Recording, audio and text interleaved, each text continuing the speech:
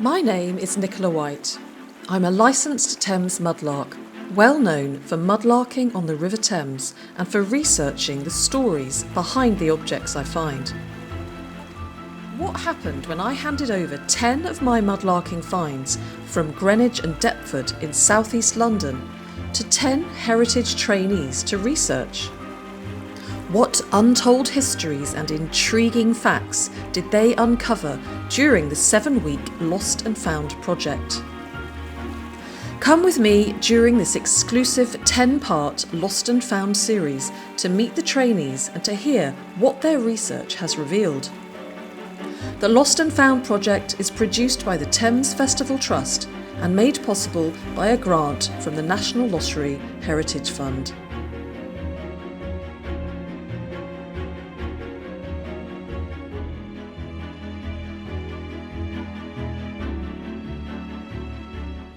Hi everyone, welcome to the Thames Foreshore, a beautiful morning here today, and I'm here again to meet one of the 10 heritage trainees who studied one of my mudlarking finds from the Greenwich and Deptford area.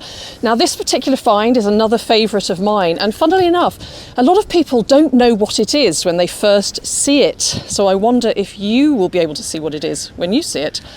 So whilst I'm waiting for the lovely Isidora on this occasion, I'm going to pour myself a cup of tea, a nice cup of Empress grey tea, only the best. And I see Isidora coming right now. Hello. Hello, Nicola. How lovely to see you. Good to see you too. Take a seat in our little setup. And can I offer you a cup of tea? Yes, please. That would be lovely. Some Empress. Yes, perfect. In a nice Tideline art mug. It's very nice. Which makes it taste even better, I've heard this by many people. Many people have told this to me. So please could you introduce yourself to my viewers and reveal to us what it is that you chose to study for the Lost and Found project and why? I am Isidora Bethel and I chose to study the turtle rib, which is a lovely piece, as you can see.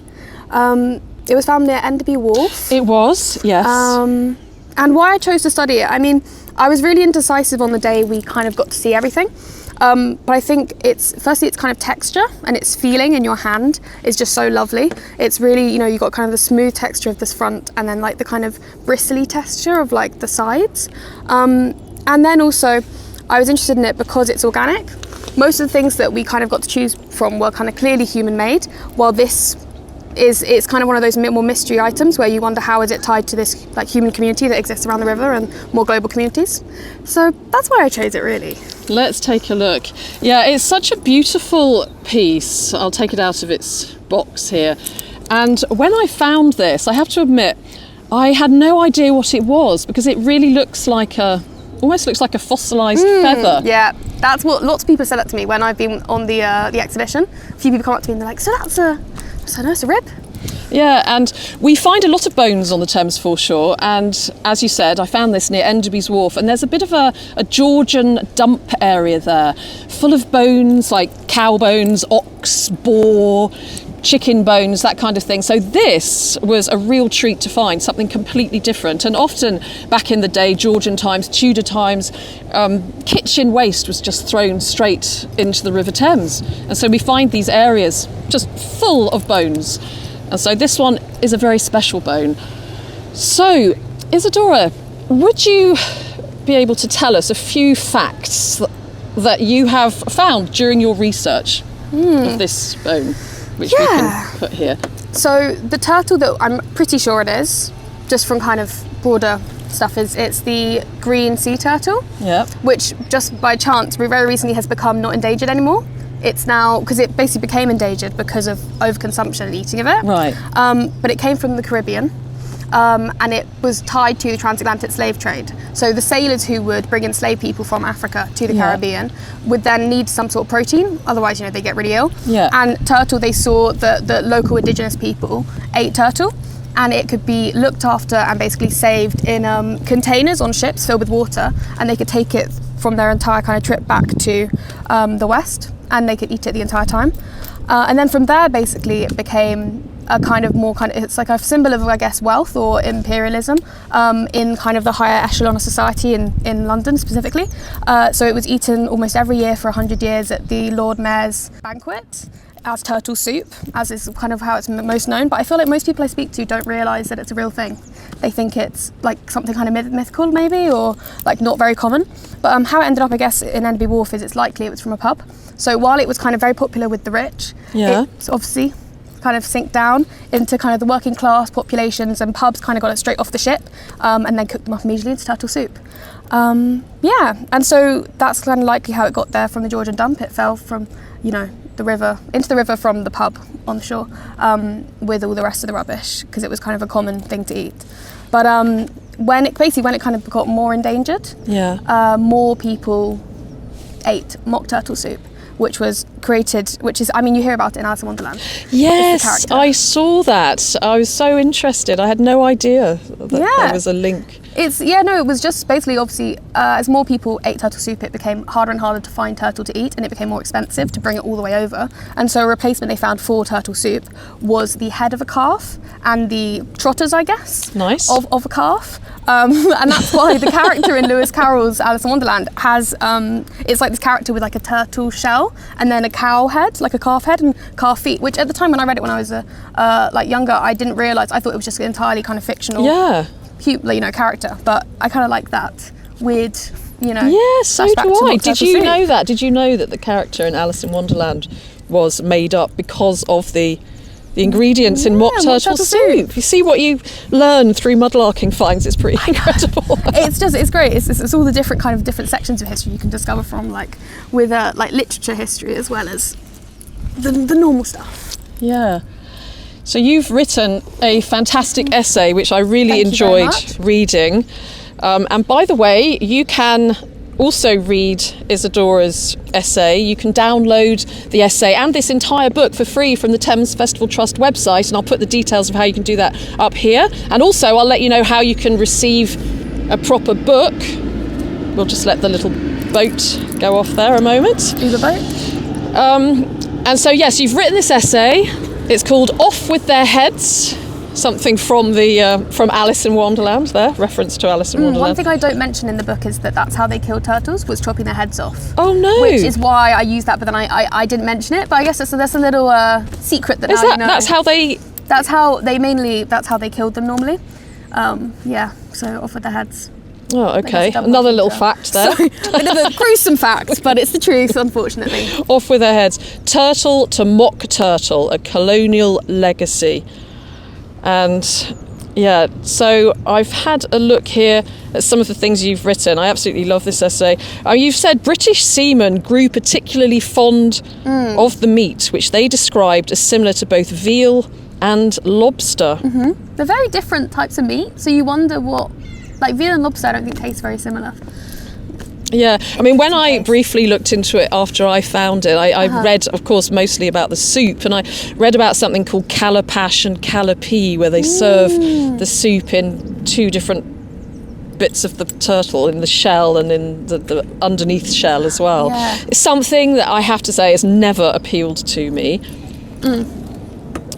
So you've said here, from the 1750s, turtle soup became a symbol of the wealth and extravagant lives of London's rich. And you've got a couple of very interesting pictures in here. Yeah, they're caricatures, I guess. They're kind of the satirical kind of nature of making fun of the wealthy using turtle, which I didn't realise at all until I went on it was the online archive. I think it was the London maybe photography archive, or anyway. But that's where I found them all, and it is a common trend. There are more than these. There are at least 4 or 5 or 6 different ones that I found for that specific period of time where turtle was used either kind of as a symbol of the rich, as in it's a turtle being the rich person, or it's kind of about the turtle as something that they're eating, which is kind of showing of the rich. Yes, so you've said here, aldermen are described as eating turtle feasts rather than caring about hay prices. Throughout the late 1700s and 1800s, turtle soup was considered a delicacy, a high-status meal. Satirical comics even depict the Lord Mayor as fat and overfed with his chain of office replaced by a golden turtle. And another one depicts an alderman being attacked by a turtle. and other elements of the Lord Mayor's feast, drawing the viewer's attention to the pointless excess of civil hospitality. So it was a very, very popular dish to be had. Yeah. Especially really. in Georgian society. I was also interested to read that turtle remains were found in an excavation of a late 1800s well at Leadenhall Buildings, suggesting that this was a place where live turtles were traded, and nearby was the Ship and Turtle Inn. I found a lot about the Ship and Turtle. Did you? There are multiple different newspaper. This was in the British newspaper archive, and there were multiple different kind of images of different advertisements from different periods in that place, and it kind of focused. It kind of showed the I guess progression of their selling of turtle soup, where it kind of went from being, I don't know, I think quite hard to find, and then it became more of like a commonplace. Like it was like the first ever, like the craziest thing you'll ever find. Please come to Leaden House, to the Ship and the Turtle. And then later on, maybe within 20 years, it was way more like, we got turtles again. Like please come eat some turtle soup. But like it was, you could see the change in the advertisements, which was very interesting in that area. Yeah, fascinating. And where did you find a lot of your information out from? Various archives? Yeah, so I mean, there is a surprising amount about turtle soup, because obviously, again, as I said, like most people I spoke to hadn't really heard of, or as a kind of a common historical, I don't know, area of interest. But there is a surprising amount of kind of academic pieces of writing, which I looked into. And then through the project, there were a few different people we spoke to and experts. So from the London Metropolitan, London Archive now, and then also from when we spoke to, what was it? Oh, the map, what's it called? Layers of London? Oh, yes. That's where I found out about the turtle remains in Leaden House Street with the market. That was literally just, I looked up turtle in their search bar, and anything which was to do with turtle came up, and there was turtle and ship, there was a drawing of it, illustrated, and then there was also that one. But yeah, so it's kind of a range of different sources, but it's really easy to access, like as normal people with no kind of, I don't know, like codes and, paying for kind of subscriptions, you can find loads of stuff on the internet, which is very nice. Yeah, very useful.